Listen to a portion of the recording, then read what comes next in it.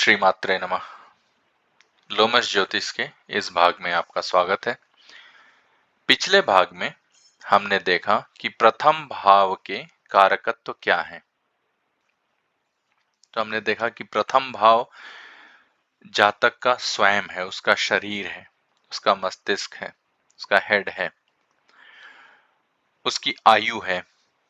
और हमने ये भी देखा कि जो प्रथम भाव है वो आपके जीवन की गाड़ी है, कि जीवन की गाड़ी का इंजन है। जीवन की गाड़ी नहीं, जीवन की गाड़ी का इंजन है। आपकी लाइफ का पैटर्न उससे डिसाइफर किया जा सकता है प्रथम भाव से, कि आपका जीवन कैसे चलने वाला है। वो आपकी आयु है। और यदि प्रथम भाव अर्थात लग्न अगर कमजोर है तो ये सारे कारकत्व पे असर पड़ता है, इससे संबंधित समस्याएं देखने को मिल सकती हैं। आज हम बात करने वाले हैं द्वितीय भाव के कारकत्व के बारे में और द्वितीय भाव के कारक के बारे में। तो द्वितीय भाव भी आपके जीवन का एक महत्वपूर्ण भाव है। ऐसा कह सकते हैं आपकी कुंडली का एक महत्वपूर्ण भाव है जो आपके जीवन के महत्वपूर्ण आयाम को दर्शाता है। हर आदमी के जीवन में धन एक महत्वपूर्ण चीज है ना? तो द्वितीय भाव से हम धन देखते हैं। द्वितीय भाव का कारक तो धन है। और कौन सा धन है ये वह धन है जो आपके बैंक में एज अ बैंक बैलेंस आपको दिखता है, आपका संचित धन है ये। तो द्वितीय भाव से हम संचित धन देखते हैं, बैंक बैलेंस देखते हैं। द्वितीय भाव से हम कुटुंब यानी कि परिवार देखते हैं। और ये कौन सा परिवार है? ये आपकी इमीडिएट फैमिली है, जिसके बारे में हमको द्वितीय भाव से पता चलता है। एक्सटेंडेड फैमिली नहीं, इमीडिएट फैमिली। इमीडिएट फैमिली जो है मियाँ बीवी बच्चे, पति पत्नी और बच्चे, ये जो इमीडिएट फैमिली है ये हमको द्वितीय भाव से इसके बारे में देखा जा सकता है। द्वितीय भाव मारक भाव है। और कौन सा मारक भाव है? तो पूरी कुंडली में दो मारक स्थान है या दो मारक भाव है, दूसरा और सातवां। तो मारक भाव का अर्थ ये नहीं है कि जब मारक भाव की दशा आएगी या ऐसा कुछ होगा तो आदमी की मृत्यु हो जाएगी, लेकिन यस, मृत्यु भी देखी जा सकती है मारक भाव से। बेसिकली मृत्यु देखी जाती है मारक भाव से, लेकिन मृत्यु तुल्य कष्ट या जो जीवन के कष्ट हैं वो भी मारक भाव से देखे जाते हैं। हमने देखा कि इमीडिएट फैमिली हो गई। आपका जो एक सबसे इम्पोर्टेंट चीज है वो है आपका खान पान। ठीक है, तो जातक का किस तरह के भोजन के प्रति उसका रुझान रहेगा, किस तरह का भोजन उसको पसंद होगा। उसको मीठा खाना पसंद होगा, उसको तीखा खाना पसंद होगा, उसको ठंडा खाना पसंद होगा, उसको गर्म खाना पसंद होगा, उसको शाकाहारी खाना पसंद होगा या मांसाहारी खाना पसंद होगा। ये सारी चीजें हमको दूसरे भाव से पता चलती हैं। और दूसरा भाव हमको, जैसे अब मान लीजिए कि दूसरे भाव में मंगल बैठा है, तो मंगल क्या करेगा वहां बैठ के? मंगल आदमी के जो खाने की प्रवृत्ति है उसको मांसाहारी खाने की तरफ उसका आकर्षण बढ़ाएगा। ठीक है, तो आदमी को मांसाहारी खाना पसंद हो सकता है, गरम खाना पसंद हो सकता है, क्योंकि मंगल का जो स्वभाव है वो गरम है। ठीक है? तो ये सब चीजें हम इस तरीके से देख सकते हैं। दूसरा भाव जो सबसे इंपॉर्टेंट चीज बताता है वो है वाणी। वाणी अर्थात स्पीच। ठीक है, तो जातक का स्पीच में, उसके वाणी में कितनी स्पष्टता होगी, कितना क्लियर स्पीच होगा उसका, कितना वो क्लियर तरीके से बोल पाएगा, ये हमको दूसरे भाव से पता चलता है। अगर दूसरा भाव, उसके भावेश या कारक अगर पीड़ित हैं, तो जातक की वाणी में स्पष्टता नहीं होगी, वो क्लियर नहीं बोल पाएगा। हो सकता है वो अटक-अटक के बोले, हो सकता है वो हकला के बोले, हो सकता है वो बोले ही ना, वो गूंगा हो जाए, ऐसा भी हो सकता है।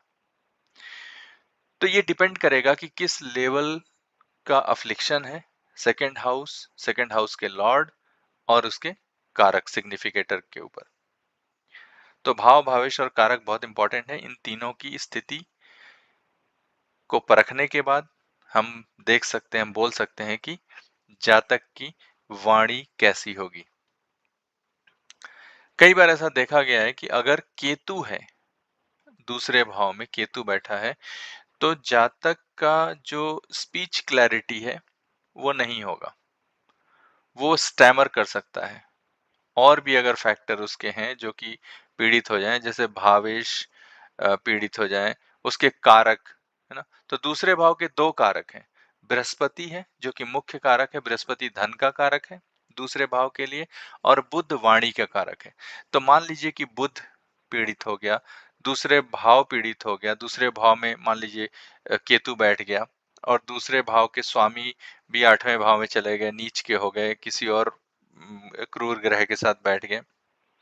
तो ऐसी स्थिति में जातक का 100% आप देखेंगे कि जातक की जो स्पीच होगी उसमें क्लैरिटी नहीं होगी, वो स्टैमर करता होगा या अटक अटक के बोलता होगा।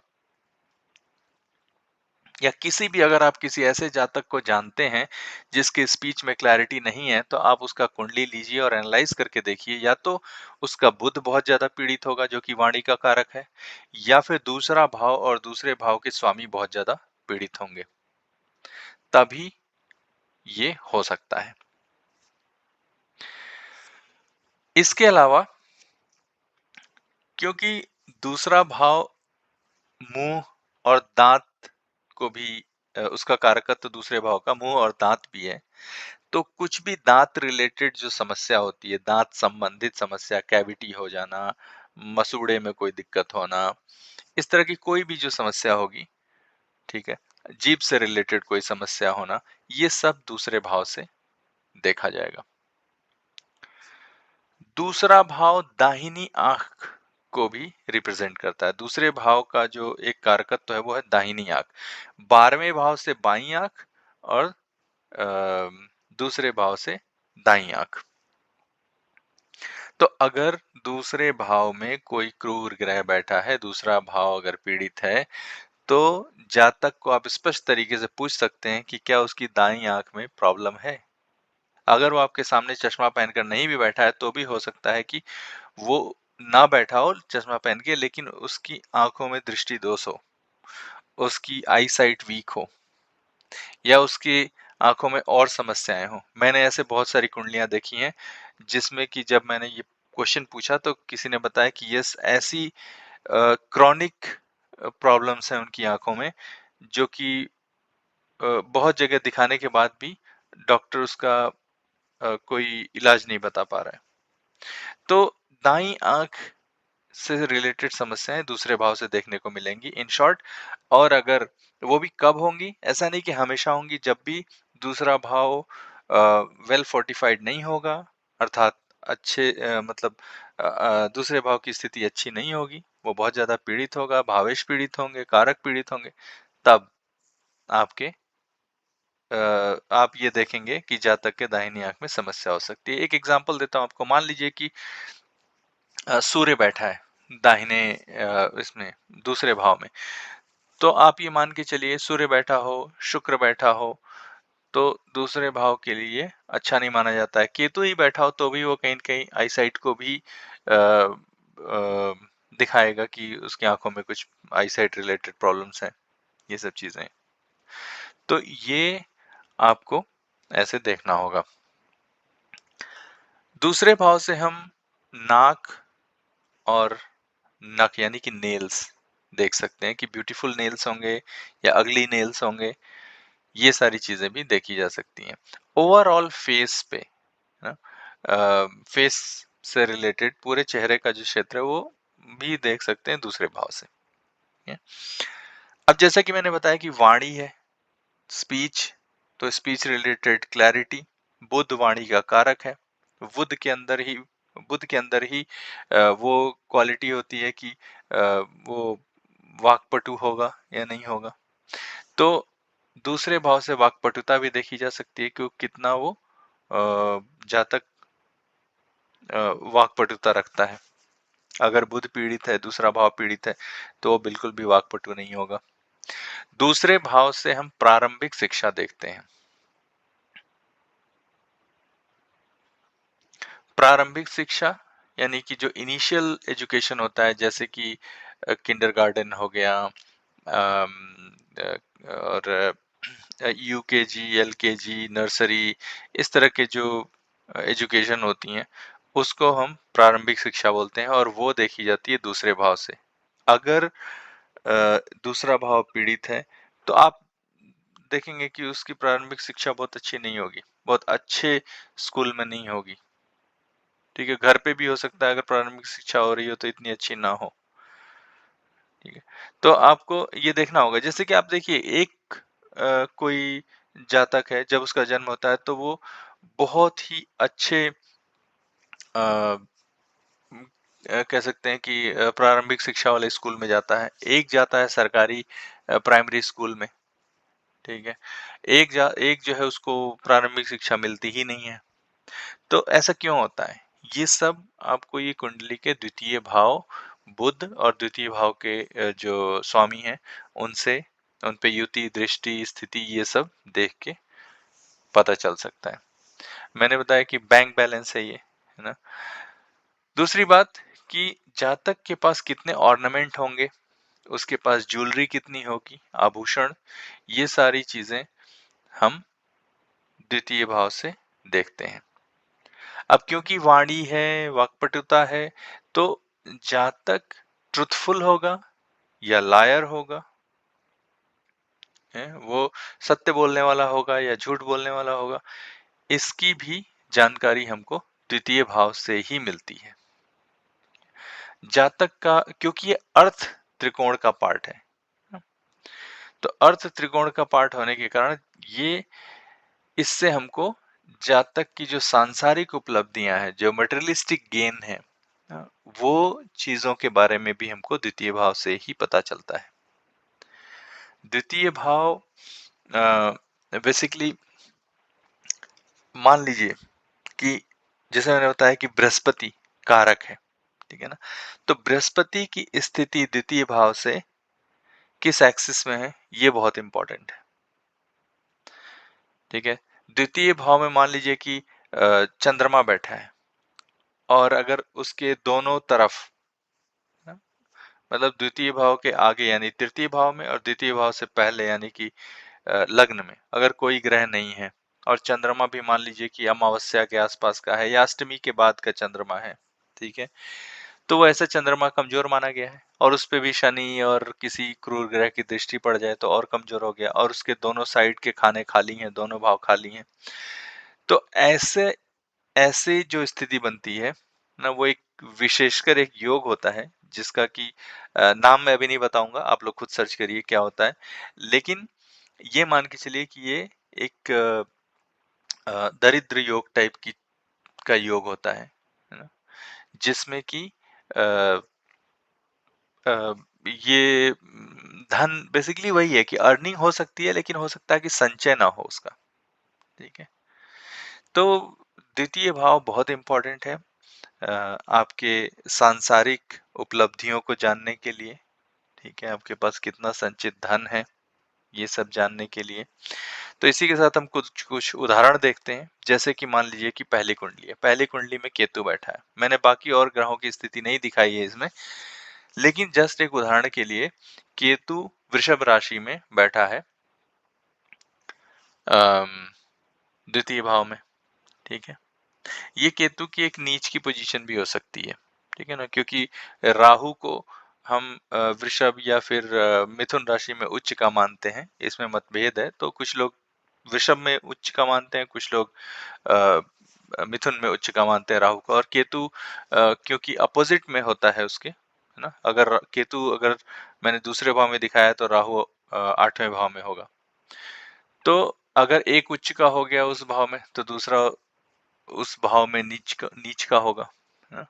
तो केतु की ये नीच की पोजीशन अगर मान लेते हैं और ऊपर से दूसरे भाव में बैठा है तो ये 100%। और अगर कोई और किसी शुभ ग्रह की युति दृष्टि नहीं पड़ रही है तो 100% ये मान के चलिए कि इस जातक के स्पीच में स्टैमरिंग, अटकना, ये सब आपको देखने को मिलेगा ही मिलेगा। देयर विल बी नो वाक्पटुता, है ना? वाक्पटु नहीं होगा बिल्कुल भी। इसी प्रकार अगर दूसरी कुंडली की बात करें तो सूर्य बैठा है कन्या राशि में, द्वितीय भाव में। इस जातक से अगर आप पूछेंगे कि क्या उसकी दाहिनी आंख में समस्या है, मैं आपको बताता हूँ कि उसकी दाहिनी आंख में कुछ न कुछ समस्या जरूर मिलेगी। या तो उसके स्पीच, उसके आई साइट में, है ना, दृष्टि दोष होगा, है ना? और इसी प्रकार अगर आप देखें कि तीसरी कुंडली में जो कि अ, वही कन्या राशि है, लेकिन बुध अगर वहां बैठा हुआ है तो बुध कन्या राशि में उच्च का हो गया। और अगर वो बैठा है दूसरे भाव में, इसका मतलब क्या है? उसकी स्पीच में बहुत ही क्लैरिटी होगी, वाणी बहुत अच्छी होगी, और तो और वाक्पटु होगा, और तो और बुध है तो बुद्धिमान होगा।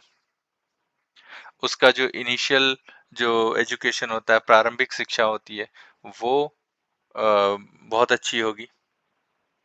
एक चीज और आप लोगों को ये जानना जरूरी है कि प्रारंभिक शिक्षा जब भी देखी जाती है वो दूसरे भाव से देखी जाती है, ठीक है? नर्सरी, किंडरगार्टन और मतलब ये जो एजुकेशन है जिसमें ABCD क ख ग ये सब पढ़ाया जाता है, उसके बाद जो 12th तक जो सब्जेक्ट सिलेक्शन होता है, साइंस पढ़ेगा, बायो पढ़ेगा, 12th क्लास तक की एजुकेशन वो 4th हाउस से देखी जाती है। उसके बाद अगर आप ग्रेजुएशन और मान लीजिए कि मेडिकल में MBBS करेगा, बीटेक करेगा, इंजीनियरिंग करेगा, या फिर कॉमर्स बीकॉम करेगा, BSc करेगा, ठीक है? वो आर्ट्स में पॉलिटिकल साइंस से बैचलर इन आर्ट्स करेगा, इकोनॉमिक्स में कुछ पढ़ेगा, ये सारी चीजें हम 5th हाउस से देखते हैं, ठीक है? तो इस तरीके से हमको अगर किसी स्टूडेंट का या किसी जातक का स्टडी का पैटर्न अगर स्टडी करना है तो हमको दूसरे भाव, चौथे भाव और पांचवें भाव से जाते हुए फिर नौवें भाव और आठवें भाव को भी देखना होगा, क्योंकि रिसर्च ओरिएंटेड जो भी चीजें होंगी उसमें आठवां भाव आएगा, ठीक है? तो ये ऑफ द लीक चले गए हम इसको डिस्कस करते हुए, लेकिन दूसरे भाव के कारकत्व तो हमने देख लिए, और इस भाग में सिर्फ इतना ही। और हम अगले भाग में देखेंगे तृतीय भाव के कारकत्व तो क्या है, और तृतीय भाव के कारक क्या है, और अगर तृतीय भाव या भावेश या कारक पीड़ित हो तो किन समस्याओं का सामना करना पड़ सकता है। अभी के लिए बस इतना ही। धन्यवाद।